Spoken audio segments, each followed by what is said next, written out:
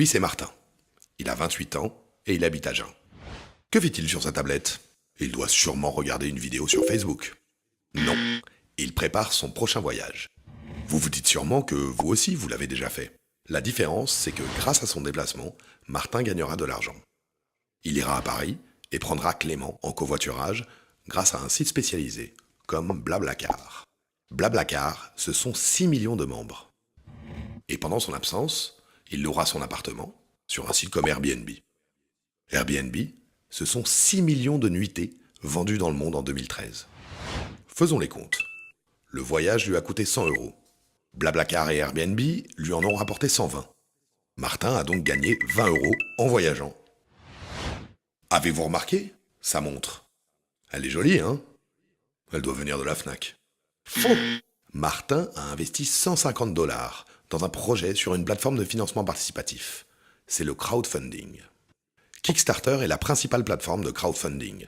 C'est 1,5 milliard d'euros récoltés pour 77 657 projets financés.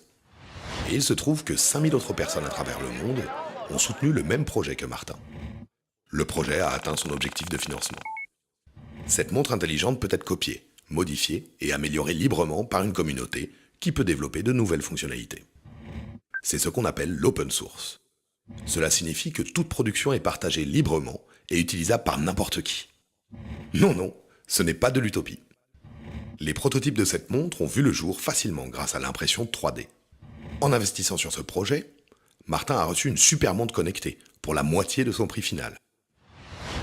Et au fait, il est chez lui là, Martin, non? Encore perdu, c'est son lieu de travail. Ça s'appelle un espace de coworking. Martin partage son bureau avec d'autres gens qui ne sont pas ses collègues. Martin est designer, Clémence est avocate, Sébastien est informaticien. Un espace de coworking permet de faire travailler ensemble des indépendants qui partagent les mêmes valeurs. Ils peuvent échanger leurs compétences et créer des synergies. En France, 1500 entreprises ont déjà partagé leur bureau en 2014.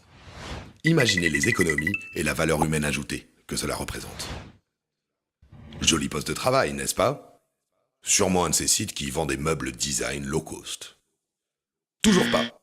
C'est un bureau open desk, c'est-à-dire un catalogue en ligne de meubles design en libre accès. Le principe de l'open desk est simple. On partage les plans de meubles en téléchargement gratuit avec une notice de construction. Des internautes ont téléchargé les plans, acheté les matériaux, puis ils l'ont fabriqué dans un Fab Lab. C'est-à-dire un laboratoire de fabrication ouvert au public où des passionnés, appelés les makers, ont à disposition toutes sortes d'outils, notamment des machines-outils pilotées par ordinateur pour la conception et la réalisation d'objets. On peut les utiliser en adhérant à l'association ou en payant une contrepartie financière, à l'heure ou au forfait. Là encore, imaginez les économies et la valeur humaine ajoutée que cela représente. Ces méthodes de production s'appliquent également à l'alimentation et l'agriculture, au vélo, à la voiture, à la maison, aux immeubles et même à la production d'un village. Nous consommons différemment en privilégiant l'usage à la propriété. Les citoyens s'unissent pour investir et construire ensemble leurs futures habitations. Nous assistons à l'émergence de nouvelles organisations de travail qui s'appuient sur l'intelligence collective et le travail collaboratif. De nouvelles méthodes de production, de biens matériels ou de services émergent. Elles s'appuient sur la philosophie de l'open source pour construire de façon collaborative une propriété commune.